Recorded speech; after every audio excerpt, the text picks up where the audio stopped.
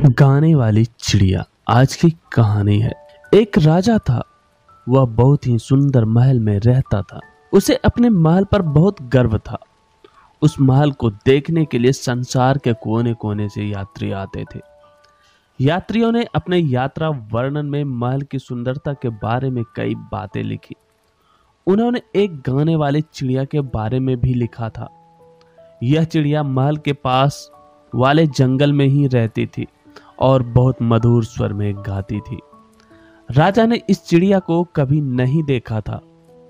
यात्रियों का यात्रा वर्णन पढ़ने से राजा को चिड़िया के बारे में पता चला। राजा ने उस चिड़िया को देखना चाहा और अपने सेवकों को बुलाकर कहा, तुम लोगों ने कभी मुझे गाने वाले चिड़िया के विषय में कुछ नहीं बताया। जाओ जंगल से उस चिड़िया को पकड़ ले आओ। मैं उसका गाना सुनना चाहता हूँ। राजा के सेवकों ने भी उस चिड़िया को कभी नहीं देखा था और ना ही पूरे दरबार में कोई इस विषय के बारे में कुछ जानता था। चिड़िया को ढूंढने सैनिक जंगल में गए। ढूंढते ढूंढते उन्हें एक लड़की मिली जिसने चिड़िया को गाते हुए देखा था। गाने वाली चिड़िया का नाम लेते ही वह बोली, हाँ हाँ मैं जानती हूँ उस गाने वाली चिड़िया को। ओह वह कितने मधुर स्वर में गाती है। जब मैं यहाँ से काम समाप्त करके संध्या समय पर लौटती हूँ तो वह मुझे रास्ते भर अपना मीठा मीठा गाना सुनाती है। इससे मेरी सारी थकान दूर हो जाती है। सैनिकों के अनुरोध पर लड़की ने चिड़िया को आवाज दी, मेरी छोटी सुंदर चिड़िया, हमारे राजा तुम्हारा मधुर संगीत सुनना चाहते हैं। क्या तुम उन्हें अपना गाना सुनाओगी? लड़की की बातें सुनकर चिड़िया बोली, मेरा संगीत तो इन हरे भरे जंगलों खेतों में अच्छा लगता है, फिर भी मैं राजा को अपना गाना अवश्य सुनाऊंगी। अगले दिन दरबार लगा। लड़की सहित सभी उपस्थित थे। तभी उड़ती हुई चिड़िया वहां आए और अपनी मधुर आवाज में गाने लगी। उसका गाना सुनकर सभी मुग्ध हो गए। राजा की आंखों में तो खुशी के आंसू आ गए। वे बोले, प्यारी चिड़िया, तुम यहीं हमारे पास रहो। जो तुम मांगोगी वह तुम्हें मिलेगा। चिड़िया बोली, महाराज मैं आपके पास रहूंगी। मैंने आपकी आंखों में खुशी के आंसू जो देखे हैं। चिड़िया के लिए सोने का पिंजरा बनवाया गया। जिस किसी चीज की वह इच्छा करती राजा उसे पूरा करता। सारे राज्य में उस चिड़िया के संगीत की धूम मच गई।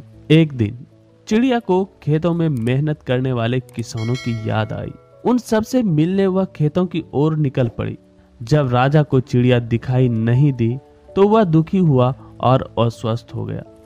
सारी प्रजा राजा की अस्वस्थता के बारे में चिंतित थी। सभी सोचने लगे कि राजा को कैसे बचा लें।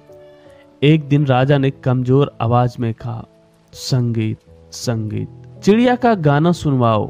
सभी दरबारी सोचने लगे कि चिड़िया को कैसे बुलाएं। तभी उन्हें मधुर संगीत सुनाई दिया। वे सब आवाज की ओर देखने लगे। चिड़िया अपनी मधुर आवाज में गा रही थी। यह देखते ही देखते सबकी जान में जान आ गई। किसानों के द्वारा चिड़िया ने राजा की अस्वस्थता के बारे में सुन लिया था। तुरंत वह राजा को अपना संगीत सुनाने आ पहुंची। जैसे जैसे वह गाना गाती वैसे वैसे राजा की अस्वस्थता दूर होती। धीरे धीरे राजा स्वस्थ हो गए। वे चिड़िया से बोले, प्यारी चिड़िया, मेरे पास लौट आओ। मैं तुम्हें हमेशा राजमहल में रखूंगा।